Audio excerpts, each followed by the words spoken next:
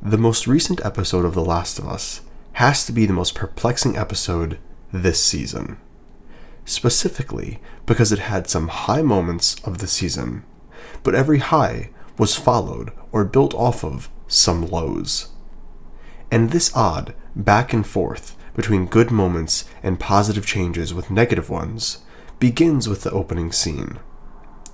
The opening of this episode has the task of introducing spores in this universe, since they will be necessary for the end of this episode. And while I have been quite frustrated with the fact that they've been cut out till this point, the way in which the TV show introduced them was quite haunting. Elsie Park, who was a leader of a WLF unit, was tasked with clearing out the lower levels of the hospital when her son chillingly discovered the spores. In response to this, Elise has to make the gut-wrenching decision of locking all the doors and letting her son and team rot underneath them in order to prevent any sort of leak. And this cold opening was quite fantastic. It reminded me of the cold openings we got in the first 2 episodes of Season 1, doing a great job of setting the tone for the episode. However, the very next scene is one that I'm not really quite fond of. After the opening, we get a scene where Dina and Ellie are discussing how to get to the hospital. And almost immediately, I started to become frustrated because of how dumb the TV show thinks Ellie is. Ellie is a pretty intelligent person. She isn't some stupid girl that needs simple logistics and strategy explained to her. And I honestly can't tell if this was supposed to be a meta joke, but HBO, we really don't need a scene of Dora the Explorer explaining to Ellie how a map works. Furthermore, this scene begins to establish something that gets further pushed later that to me really cheapens the character of Ellie. For some odd reason, it feels as if Dina is the true main character of this show. She formulates strategies, pushes Ellie to continue forwards, and even later has to explain to her why she should want revenge in the first place. Which I find absolutely mind-numbing, especially when compared to the way Game Ellie carries herself. I'm glad we're getting more development for Dina, but it shouldn't have to come at the expense of Ellie's character. We then get a scene, straight from the game, where Ellie begins to play Joel's song, but stops because she just doesn't have it in her. And aside from the fact that I wish we had heard Joel's song at the beginning of the season, I don't have any real complaints here. It's a solid enough scene. We then get a scene where Dina exposition dumps who the Scars are and what their deal is. And I don't really fault the TV show for this, as much as I fault the game for it, because in both adaptations, the Scars are introduced with a lot of exposition. Still a flaw, but not entirely the show's fault. But I will say, I absolutely love this shot of the dead Scars laid at the feet of the Prophet. It does a lot in terms of showcasing the absolute hatred that these two opposing factions have for one another. Now the next scene is a perfect example of the highs and lows this episode generated. We get this long scene where Dina talks a lot, and the first part of her monologue is actually a good addition to the story. She tells Ellie the story of the first person she ever killed, and I think this backstory actually does a lot in making Dina more of a character and not just Ellie's love interest. But she caps the story off with lecturing Ellie as to why she needs to take revenge for Joel. And I'm not gonna lie, I really didn't appreciate this. I found it obnoxious that Dina has to push Ellie into being vengeful. This is something that Ellie should already feel and understand. I really wish we had a moment here during this monologue where Ellie becomes frustrated with Dina and shuts her down, citing that she already knows and she wants Abby dead. And this is a criticism for the whole show, not just this episode. Ellie just doesn't talk about Abby enough. In the games, Ellie is absolutely obsessed. Abby's name is said with every other word, and at this point in the TV show, it feels as if Abby is an afterthought. It's like they've taken some of Ellie's character and given it to Dina. Moving on, the next set of scenes we get are when Dina and Ellie move through this warehouse in order to get to the hospital. And this scene is one that goes from really good to really stupid really quick. The actual build-up of the scene is really good.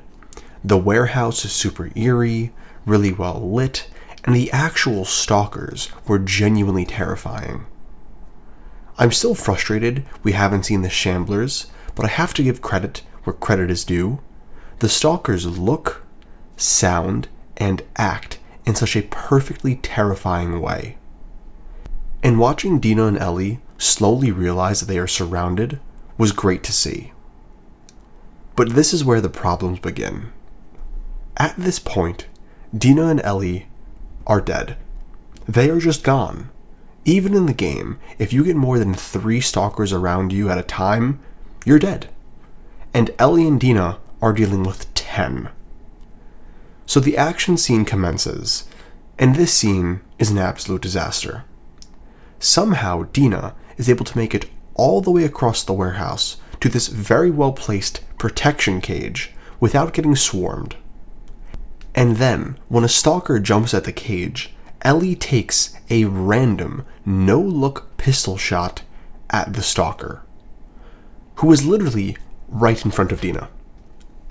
When this happened, I audibly laughed out loud, because not only did it look ridiculous, but this shot could have easily struck Dina and mortally wounded her.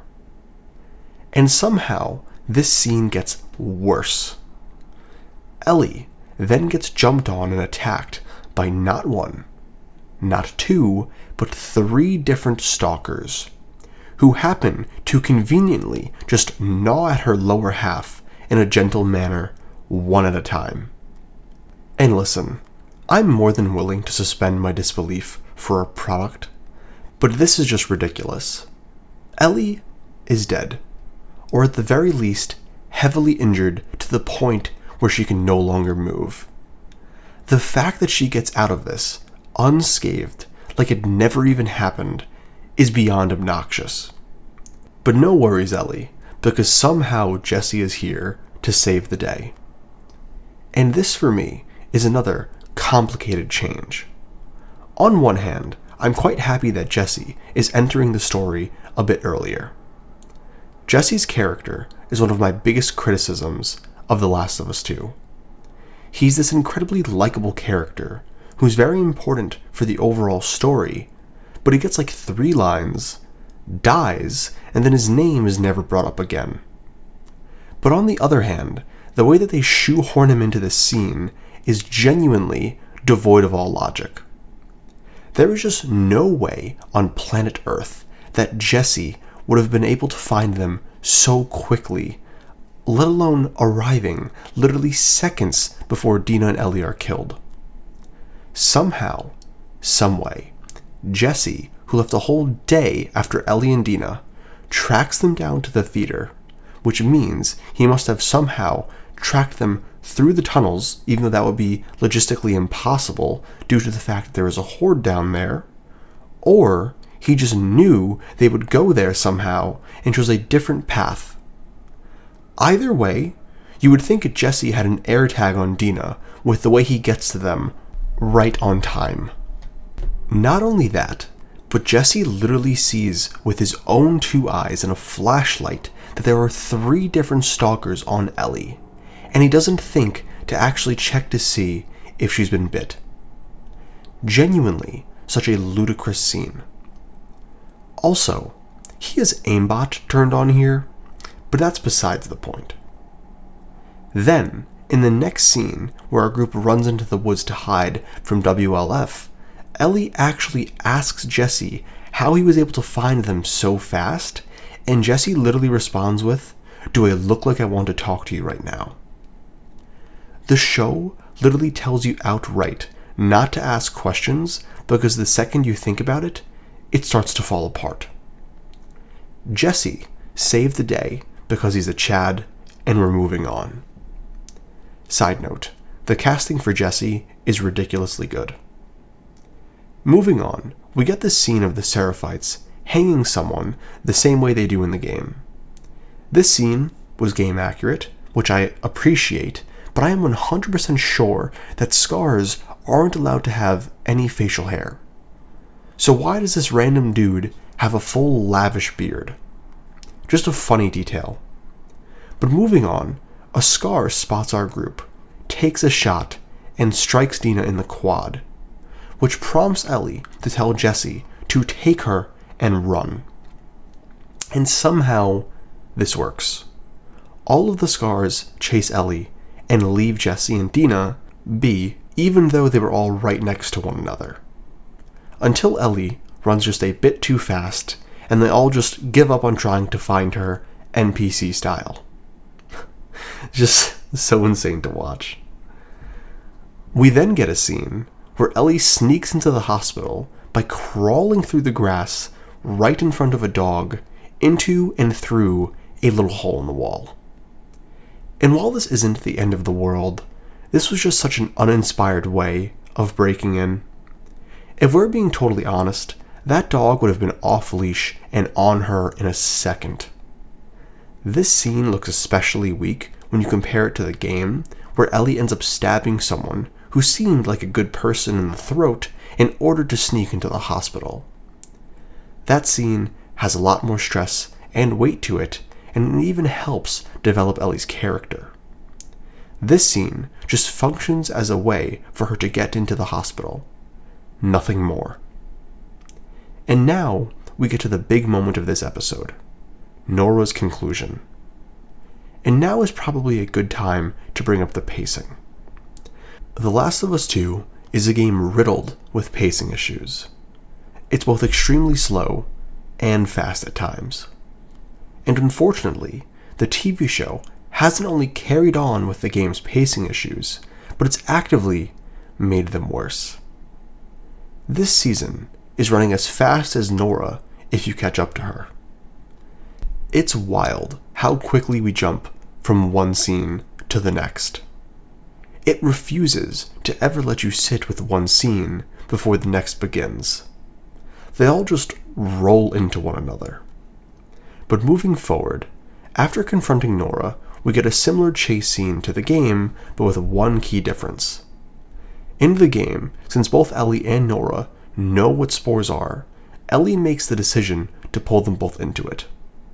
While in the TV show, Nora jumps into the hall because she had to and didn't know what the spores actually were. And while personally, I find the game's rendition of this better, I don't think it's a terrible change that removes a lot of its significance. But here is probably a good time to praise the effects and makeup team at HBO because the spores look absolutely incredible. Seeing what once were people just completely melted into the walls was terrifying. I also loved the way the air looked. I really do believe they did a phenomenal job with the spores, even though they should have added them far earlier in the story. And with that, we get to the final scene of the episode, Nora's torture and demise. And I gotta say, for what it's worth, they nailed this scene. I really believe Bella Ramsey did a great job portraying the rage and emotion of Ellie in this moment. And even though I personally prefer the subtlety of Nora's lines in the game over her monologue, I still think the scene worked and was strong overall. I made a point in my last video that the majority of the issues with Ellie's character stem from the writing and not the portrayal. And this scene cemented that opinion in stone for me. When given the proper material, Bella Ramsey makes a fine Ellie. All in all, I found this episode to be an absolute mess, with a few things here and there to enjoy. But hey, looks like Pedro's going to be back for next week's episode, and I hope that one is a little better than this one was. If you've made it this far, Thank you so much for watching. Please, in the comments down below, let me know not only what you thought about the episode, but what you thought about my video. Any criticism is welcome. I hope to catch you in the next one. Peace.